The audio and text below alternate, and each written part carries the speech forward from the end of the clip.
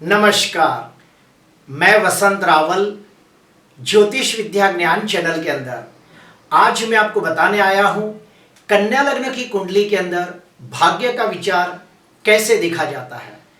कन्या लग्न की कुंडली के अंदर आज मैं आपको 15 प्रकार के अलग अलग नियम बताने आया हूं और इन नियमों के आधार पर हम लोग ये सुनिश्चित करते हैं कि व्यक्ति का भाग्य कैसा होगा, व्यक्ति का नसीब कैसा होगा। तो आइए देखते हैं। अगर यहां पे 6 नंबर लिखा हो तो समझ जाना ये कन्या लग्न की कुंडली है। पहला नियम, कन्या लग्न की कुंडली के अंदर नवम भाव के अंदर शुक्र स्वगृही होकर बैठा हो तो ऐसे व्यक्ति को शुक्र की महादशा, अंतर्दशा, प्रत्यंतर दशा के अंदर धर्म, ज्ञान, आध्यात्म और भाग्य में बहुत ज्यादा वृद्धि मिलती है और व्यक्ति का नसीब कदम कदम पर उसकी सहायता करता है।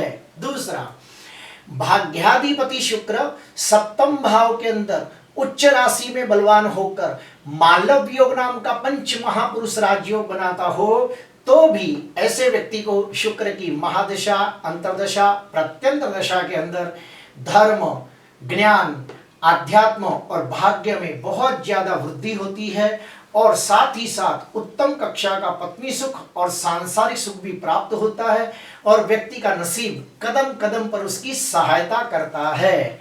तीसरा नियम, भाग्याधिपति शुक्र धन स्थान के अंदर स्वगृही होकर बैठा हो तो भी ऐसे व्यक्ति को शुक्र की महादशा, अंतर्दशा, प्रत्यंतर दशा के अंदर धर्म, ज्ञान, आध्यात्म और भाग्य में बहुत ज्यादा वृद्धि होती है। साथ ही साथ उसे धन सुख भी प्राप्त होता है, कुटुंब का सुख भी प्राप्त होता है और व्यक्ति का नसीब कदम कदम पर उसकी सहायता करता है।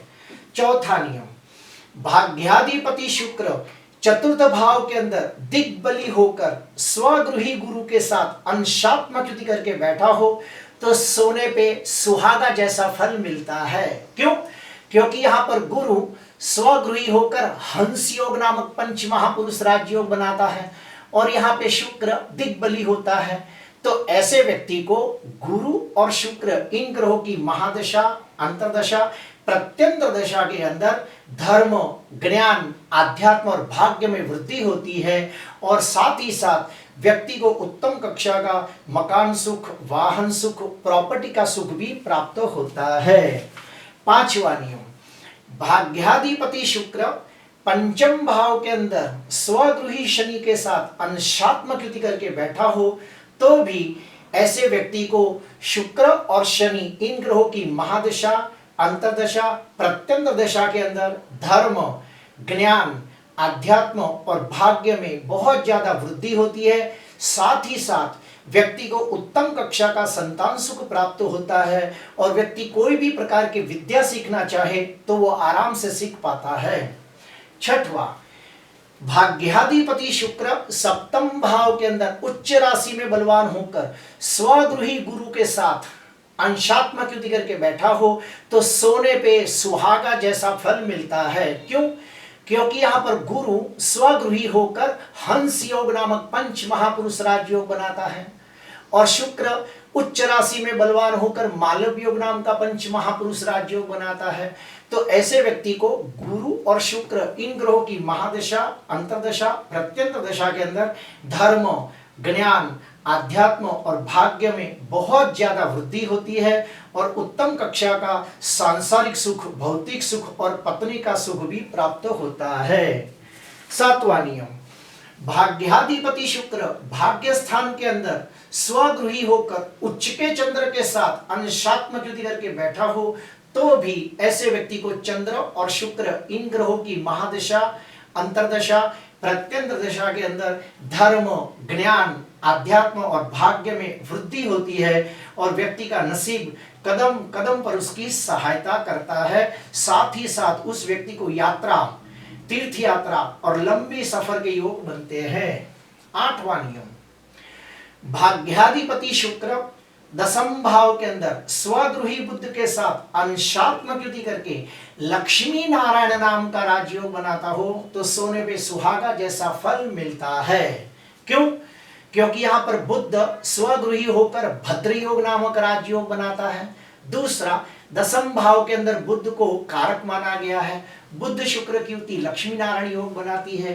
तो ऐसे व्यक्ति को भी बुध और शुक्र इन ग्रहों की महादशा, अंतरदशा, प्रत्यंत दशा के अंदर धर्म, ज्ञान, आध्यात्म और भाग्य में वृद्धि होती है। व्यक्ति का भाग्य कदम कदम पर उसकी सहायता करता है और व्यक्ति को समाज के अंदर मान, सम्मान, पद, प्रतिष्ठा, यश, जश, कीर्ति प्राप्त होती है। 9वां नियम, भाग्याधिपति शुक्र 11वें भाव के अंदर उच्च राशि के गुरु के साथ अंशात्मक युति करके बैठा हो तो भी बहुत अच्छा फल मिलता है और व्यक्ति को गुरु और शुक्र इन ग्रहों की महादशा, अंतरदशा, प्रत्यंत दशा के अंदर धर्म, ज्ञान, आध्यात्म और भाग्य की वृद्धि होती है और व्यक्ति का भाग्य कदम कदम पर उसकी सहायता करता है। 10वां नियम, भाग्याधिपति शुक्र धन स्थान के अंदर उच्च के शनि के साथ अंशात्मक युति करके बैठा हो तो भी सोने पे सुहागा जैसा फल मिलता है। क्यों? क्योंकि यहाँ पर शुक्र स्वगृही हो रहा है, शनि उच्च का हो रहा है। तो शुक्र और शनि इन ग्रहों की महादशा, अंतरदशा, प्रत्यंत दशा के अंदर धर्म, ज्ञान, आध्यात्म और भाग्य में वृद्धि होती है। व्यक्ति का भाग्य कदम कदम पर उसकी सहायता करता है और व्यक्ति को कुटुंब सुख और धन सुख उत्तम प्राप्त होता है। 11वां नियम, लग्नेश बुध और पंचमेश शनि की शुभ युति भाग्य स्थान में होती हो तो भी ऐसे व्यक्ति का भाग्य कदम कदम पर उसकी सहायता करता है। आखिरी, 5वें और 9वें भाव के स्वामी अगर आपस में परिवर्तन योग बनाते हो तो भी ऐसे व्यक्ति का भाग्य कदम कदम पर उसकी सहायता करता है और व्यक्ति कम समय के अंदर बहुत अच्छी उन्नति प्रगति प्राप्त करता है।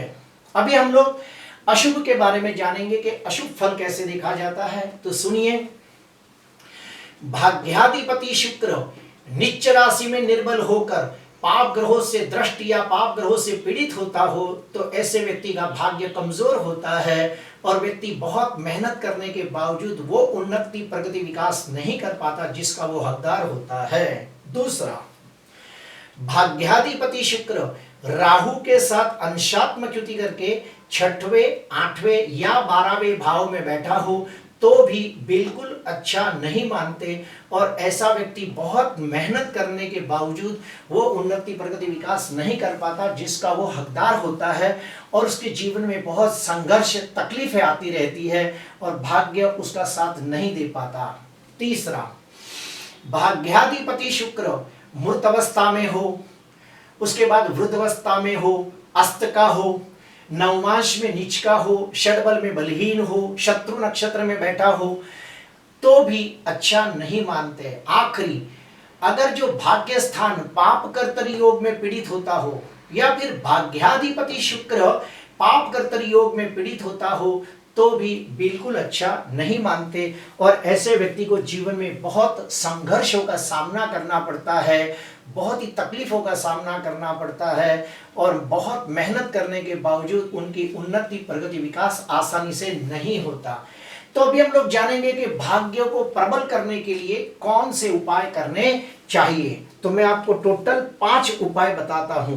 पहला उपाय, भाग्याधिपति शुक्र अगर नीच राशि में निर्बल ना हो और 6वें, 8वें, 12वें भाव में ना बैठा हो तो आप शुक्र का रत्न हीरा पहन सकते हो। अगर हीरा पहनने की कैपेसिटी ना हो तो उसका उपरत्न ओपल धारण कर सकते हो। दूसरा, शुक्र को बलवान करने के लिए ओम ह्रीम शुक्राय नमः, ओम ह्रीम शुक्राय नमः ये मंत्र का रोज 108 जाप करें या फिर 1.25 लाख मंत्र का अनुष्ठान करके शुक्र को प्रबल करें। तीसरा, अपने कुटुंब की स्त्रियों को श्रृंगार की वस्तु देकर, गिफ्ट देकर उन्हें प्रसन्न करें। चौथा, स्त्रियों को मान, सम्मान, आदर की नजर से देखे, उनकी कदर करें। और आखिरी में महालक्ष्मी मंत्र का अनुष्ठान करें। माता लक्ष्मी का अनुष्ठान करें और सच्चे मन से 1.25 लाख मंत्र का अनुष्ठान होने के बाद उनका दशांश होम करें। दशांश होम होने के बाद उनका तर्पण मार्जन करें। तो ये उपाय करने से निश्चित तौर पे भाग्य में वृद्धि होती है, जीवन में सुख शांति समृद्धि प्राप्त होती है। प्रिय दर्शकों, आज मैंने आपको काफी सारी गहन जानकारी बताई है। आपको अच्छा लगा तो जरूर लाइक करना, सब्सक्राइब करना। नमस्कार।